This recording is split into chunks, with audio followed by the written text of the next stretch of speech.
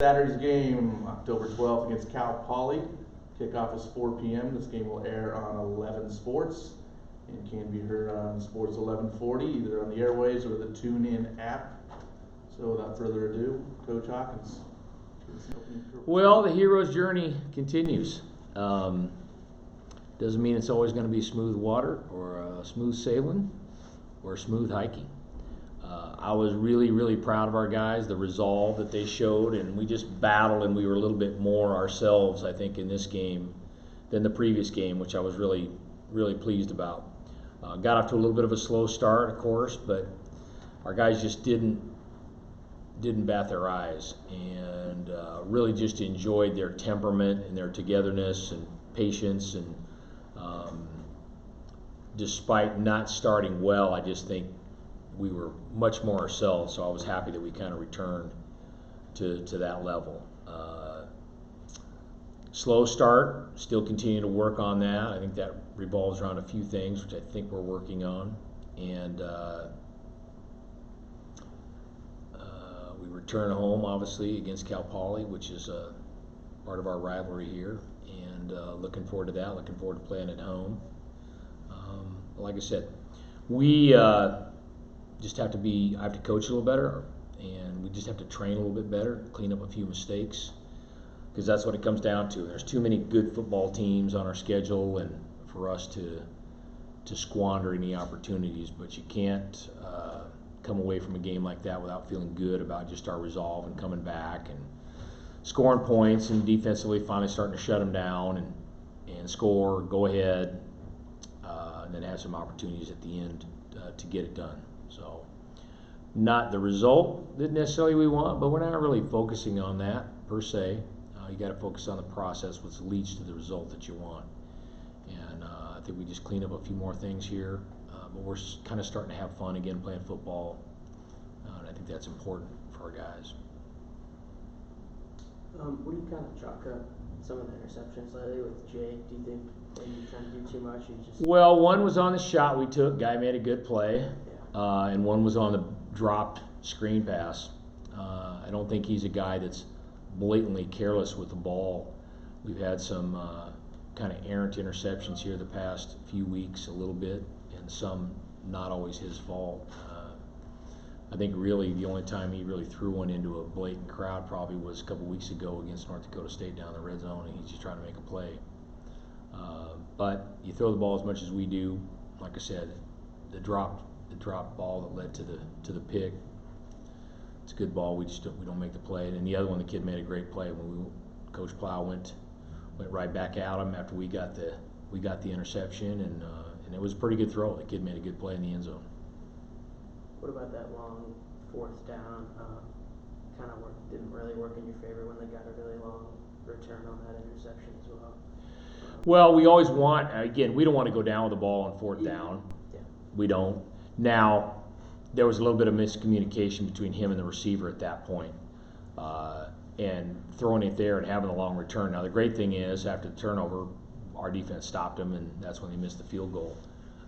So we have to be careful about that, but we don't want to go down with the ball. I mean, it's fourth down. Why would you take a sack there? And he's pretty good about that. Now, football 400, could he know, yeah, let's not throw it out to the outside where there's a chance that we can have a big return? Yeah, I could see something there, but we had a little miscommunication between him and the receiver. So halfway point of the season, or maybe one-third point of the season, we could still have 17 games. Just assess the first half of the season. I've been kind of just joking that we talk about the journey. It is a journey. It's just been amazing how every game has been sort of something different. Whether how we travel, where we travel, the weather, inside, outside, night, day. But that's also life. And as you looked at the schedule before it played out, you knew there were plenty of good football teams on there. You knew it would be a tough battle every week. And I mean, clearly everyone wants to have more wins than they have losses, that's for sure. But I would say this, really, the Montana game, other than the Montana game, I've been really pleased with how our guys are playing and how they're fighting and how they're battling, and our margin of error is we want it to be smaller, but they're playing good football against good football teams, and we just come down to that slim margin of error. And like I said, other than the Montana game, and the outcome didn't bother me as much really as just sort of our approach to it. I just thought our guys, for whatever reason, got cautious, they played tight, they weren't assertive, they weren't smiling, they weren't having fun. But we knew it was going to be a journey, and we talked before the season started about that a little bit. I mean, do we have the capability of going to the national championship? Yeah, we do. We do. But it's not that far of a drop to that next rung. And so we shouldn't really be battling expectations or rankings, or it really should just be getting up and being the best version of ourselves again. And that's really what we try to do. And then however that plays out, I don't know. And when you have 10 wins in a season like we did last year, to some degree everybody looks at that as sort of the benchmark. But in our first team meeting, I squelched that. I just said, hey, that's not, I don't know. Let's not worry about that. That's not, should we win the championship again? Should we go to the playoffs? Should we win 10? Let's not worry about that. Let's try to be as good as we can be. And I think we've done a really nice job, other than just how tight we were a little bit in the Montana game. What did you think of that defense in the second half? I think they only had one drive, more than like 6 plays. Yeah, we settled down. I thought Tuck and the guys did a nice job kind of making a few adjustments, getting a few wrinkles in there, changing a few things up, started disguising things a little bit more, and our guys got into the flow. The thing that pleased me the most, we went through a long period of time, you guys probably did too. I kept looking at the scoreboard and going, we've only had 6 plays. We went for a long time where we really didn't have the football. You had 8 yards still with that last, less than a minute to go in the first half, in the first quarter. Yeah. No yards rushing.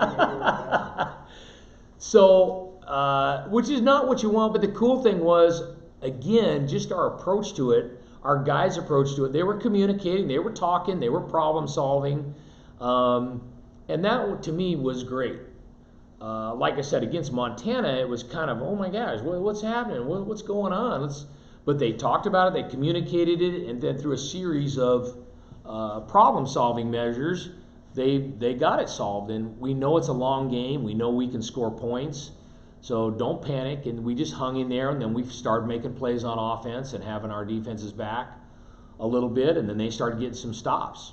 But obviously we'd like to get those stops earlier, but like I said, I just think our approach to it was much better than the week before. So clearly, if you win out, you most likely get in the playoffs again. Yeah, all those possibilities can be there, and we talked a little bit about that today, of taking care of the necessary that allows you to achieve the possible and makes the impossible available to you. But I think, again, we just don't want to really get in that mode. It's fun to think those things might be out there, but let's just play football. Let's play against Cal Poly, and let's understand the rivalry, and let's understand us trying to get better and improve, and let's let all that stuff take care of itself. How big is it going to be for you stopping the run, especially another team coming in? Oh yeah, the attack? it's obviously, coaches always say stopping the run is big, but against these guys, it's really, really big. They're doing a nice job, and they're doing more things than they have before, and I think they're a little healthier at quarterback, and that's helped them, and a little more diversity in their attack. They'll get in shotgun a little bit, and they'll run some option out of the gun as well. But they're still very skilled at it, and I don't care who they play, they move the football. And their fullback, again, is we've seen that the past few years, and their quarterback They don't is... have another pro for their quarterback is pretty electric as well. So they're down 3 scores going in the fourth quarter, and they still ran the ball. Yeah. Well, they're capable of big plays. They really are. And the way they do it, they can rip them off, and they get you in space, and you miss a tackle, and it's one-on-one, and go to the house. Is this a bigger rivalry as the Sac State game? I don't know. We know it's always that spot on the radar for sure. That's a big chunk of my notes in there, Bob. Oh, okay. I think Davis and Cal Poly have always taken this game pretty serious. Coach Hawk, one of the many definitions I've always heard of Aggie pride is, you play hard when you're ahead and you don't give up when you're behind. How much of that was the message on Saturday? We talk about that, we do, and we give credence to it. And even when they kicked the field goal to go ahead, our guys were totally good. I mean, we practice situational football all the time. There's still almost a minute, and half the time in practice, I don't give them a minute. I mean, sometimes it's 30 seconds, and yeah, I think there's definitely that part of it. And we've talked about it. And we've obviously shown the miracle game, and you keep reinforce that in a ton of other ways. I mean, we saw the Washington State UCLA game a couple weeks ago, and for these high school guys, I think it's really important because the game is so much shorter in high school, and it goes faster. That you get up by 21 in the second half in high school, it's hard to come back. College, pretty easy, particularly when you run a high octane, up tempo offense. But we talk about that, and we want the scoreboard to be innocuous to some degree, and that's probably a little bit hyperbole. But yeah, we live in that realm. Just don't worry about the score. Just keep chugging. Well, the clock didn't beat you on the last drive. Yeah. It ran out of downs. Yep. If that last pass had been complete, you're in field goal range. Yep. Call timeout with 9 seconds, and you got plenty of time. Yep. Did you feel confident with Max 52? Well, I'll be honest with you. That was a lot my fault there. And it was sort of interesting how things happen. Typically, when you're in that range, that's Matt. That's his kick. But his holder is Carson, who's on the shoulder with an injury. So the mistake that I made was not being real definitive about where is that demarcation line for Max, because now Matt kind of is out of the mix because of Carson's injury. So where should we be? Where do we need to go versus just go ahead and going for it and leaving your quarterback and your guys on the field? And I kind of messed that up. Not kind of, I did mess that up. And Max obviously kicked his career long here a couple weeks ago at 48. And not to say that he couldn't go back there. That's just not normally what we've done and what we do. And it has nothing to do with Max. That's not the way we've kind of set it up. So when we got in that situation, I didn't handle it very good. Other than no wind, is it pretty much the same kicking indoors as outdoors? You'd have to talk to those guys a little bit. It always seems to me that the air's a little, I don't know the right term, stiff, stale. So sometimes it's maybe even to some degree a little more knuckleballish because you're not getting any breeze whatsoever. I always kind of think that a little bit now. I guess you'd have to talk to Jake and the kickers to see. But I think the ball, they're usually typically given whatever altitude you're at, they fly fairly consistent. Yeah. Meanwhile, Daniel's punted really well in the two domes so far. He's punted well all year, but he's put on a show in both North. Yeah, Daniel Whalen's he's really hitting his stride. I've just been really happy with him. He's fairly new to football and Division I football, and kind of the mental gymnastics it takes to become a great punter day in and day out, punt in and punt out. And we certainly have seen signs of that over the years, but you're just starting to see a lot of consistency with him. And he doesn't have the big miss or the big shank that he had before, because we all knew even when he was a freshman he would hit once in a while. You'd go, oh my goodness.